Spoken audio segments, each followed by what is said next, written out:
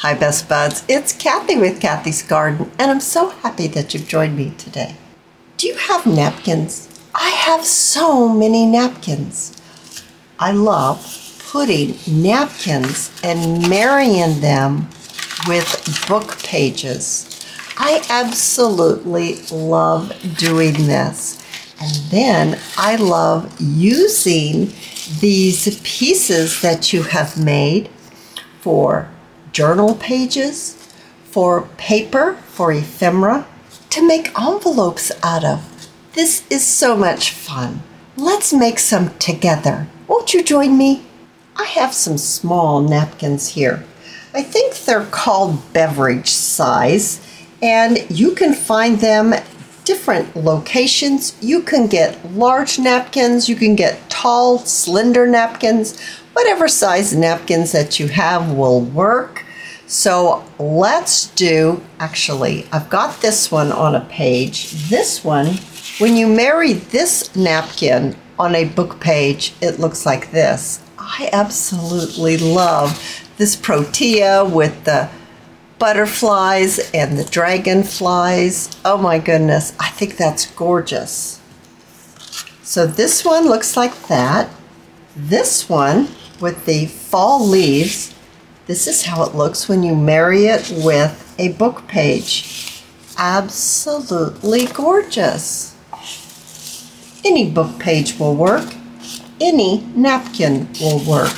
Let's turn this napkin into a book page napkin combination so that we can use it in our junk journals. It's so much fun. Now, most napkins have 2 or 3 plies, and that is the layers of tissue that's on a napkin. I know there is a way that you can do it with some tape to help you remove the layers. I personally don't like using that because I tend to rip my napkins when I do that, and I don't want to rip my napkin. Now that one just had 1 ply on there, and you can't really see the book page through this napkin yet until we do something to our paper. After removing the plies of your napkin, you end up with 1 ply with the print on it. Now I want to get the creases out the best I can, and the way that I can do that is by using my little travel iron, or my craft iron as I like to call it, but it is just a travel iron. And we're just going to iron our paper. And it won't take long, and the creases will come out nicely. Even the little bumps that are on the edge of the napkin, they'll smooth out as well. So let's take our book page. It's just a basic book page. And let's take our glue stick. So you can decide which side you want to attach your napkin to, and on the side that you want, we're going to apply some glue on the top of the book page. So I'm filling in the center with glue, and I'm going to go around the outside edge of my book page with my glue stick. So now glue is completely covering my book page. Taking our iron napkin, we're going to place this right on top of our book page that we added the glue stick to, and smooth it out so it becomes in contact and stuck to our book page. I have my white school glue. If this was an empty bottle, which is almost empty, I would add this much glue and this much water, just to give you an idea. I've already mixed my water in with my glue, and I'm going to put my glue on top of my book page like this, and I am going to be generous with my glue. I have a brush that has a flat tip, and I'm going to come from the inside of my napkin, and I'm going to brush it out to the outside portion of my napkin till I take all of the glue and I make sure I get it all the way to the edge of the book page. all the way around on all four sides, as well as the center. I'm not pressing down hard, not at all. Sometimes I run across a bubble and I just lightly work with it, and I will push the air out of that bubble and it will become, the paper will become flat, or sometimes you can push it out to the edge of the book page. There's a bubble right there. There. It's gone now. All right. Now, have you noticed? You can see the book page through the napkin now. That is absolutely the coolest thing, don't you think? Now, if it's a rainy day, you would want to place this somewhere, maybe on some wax paper, and let it dry completely. If it's raining, it might take a little more than 24 hours, but if it's a nice hot sunny day and it's not too windy, that's how I dried mine. I placed mine out in the sun on a bench and let the sun dry it completely. So you can just lift it up like this, get your hand underneath there, and there you are. And then you can transport it where you need for it to dry. Once your book pages are dry, they may curl a little bit.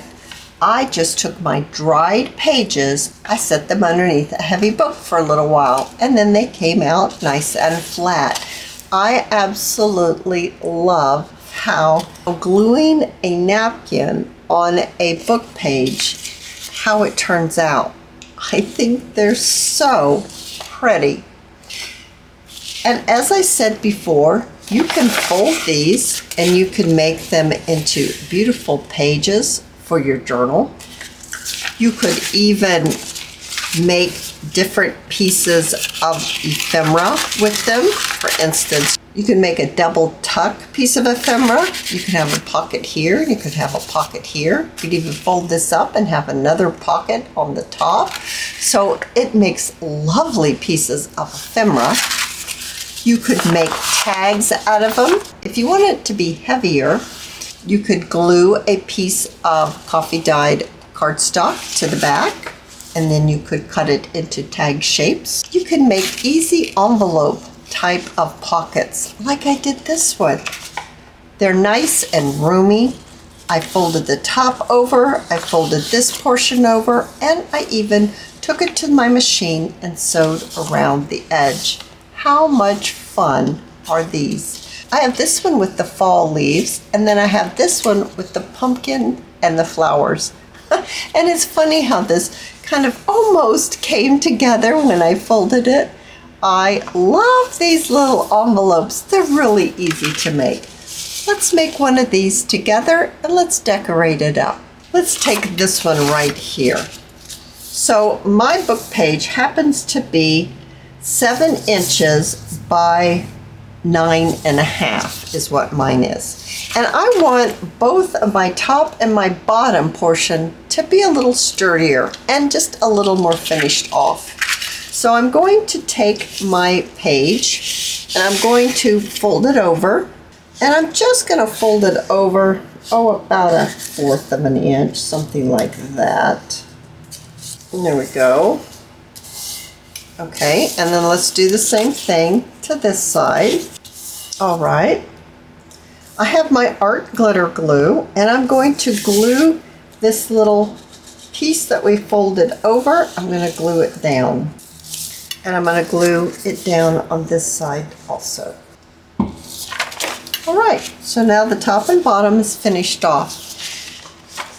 You might want to decide, I would like to have my book page right side up on the front, and this is going to be the front, so that's why I've turned it this way.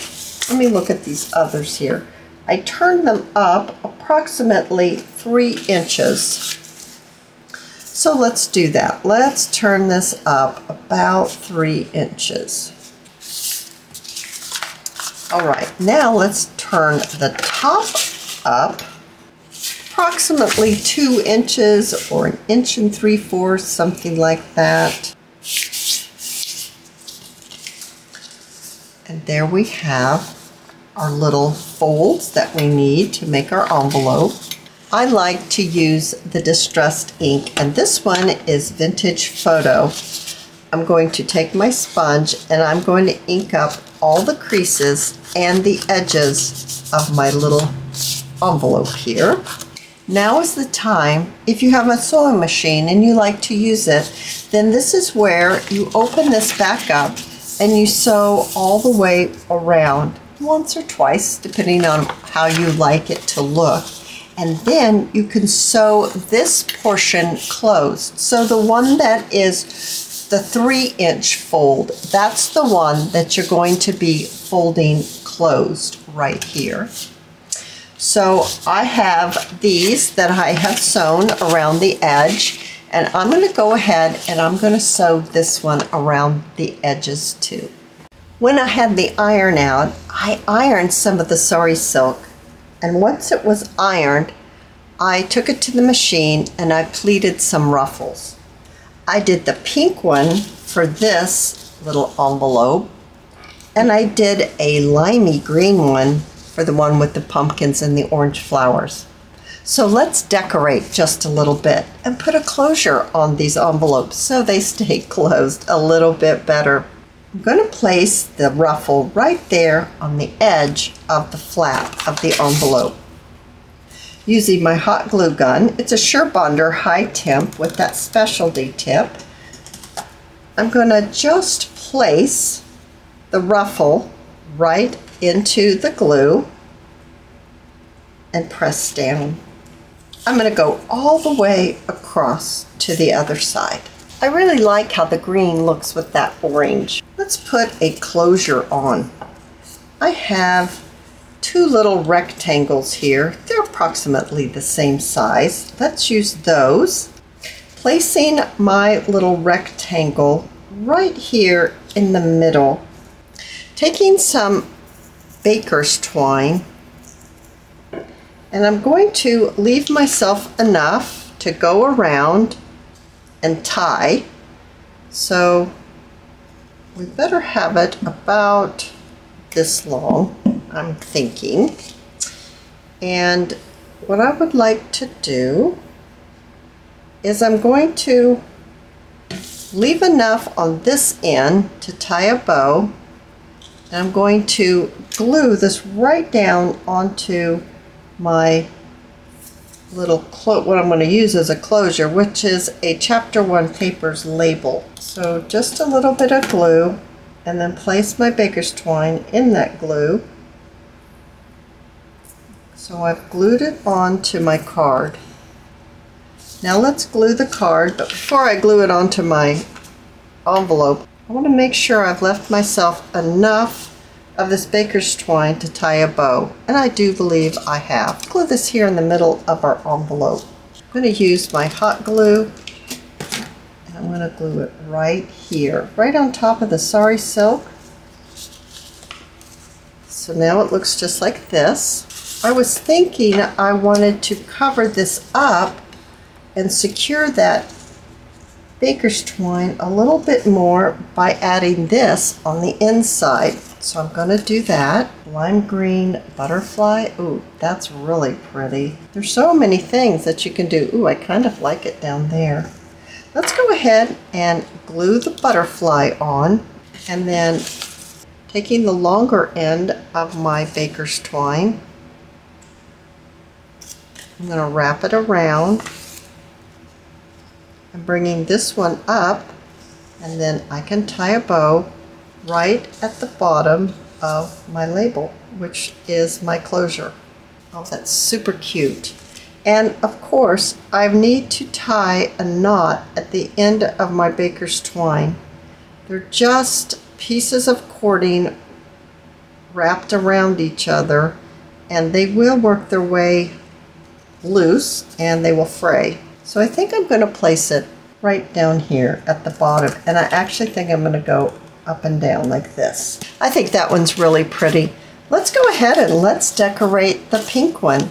I have 2 pieces of ephemera here. I thought the teacup would be really sweet on here, but I also did the same thing, and I made a ruffle. So let's add our ruffle first to the flap of our envelope that we made. A little bit of hot glue, and then we need to glue our ruffle right into the hot glue. Oh, that's really sweet. So now let's take our baker's twine, and once again I need to estimate how much I might need. So a little bit of hot glue, a little bit of baker's twine, and then we're going to glue it onto here. My glue right here at the top. Let's find the center. Just laying it right on just like that.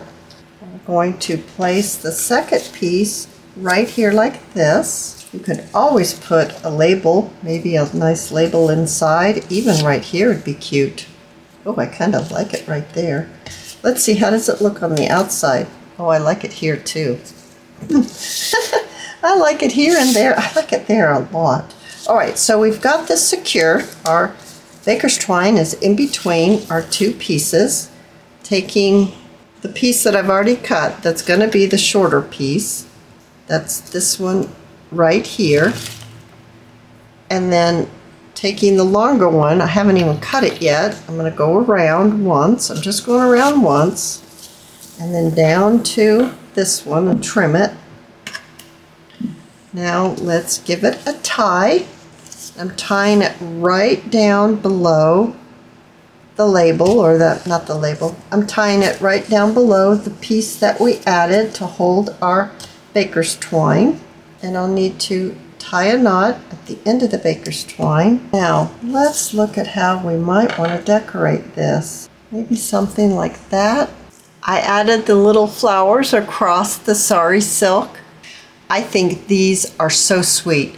Made with a napkin and some book page, and you can make yourself an adorable envelope for your junk journal. I hope you've enjoyed this, and if you have, please give me a thumbs up. I invite you to subscribe to my channel, and I'll see you in my next video. I'll see you there, guys. Bye now.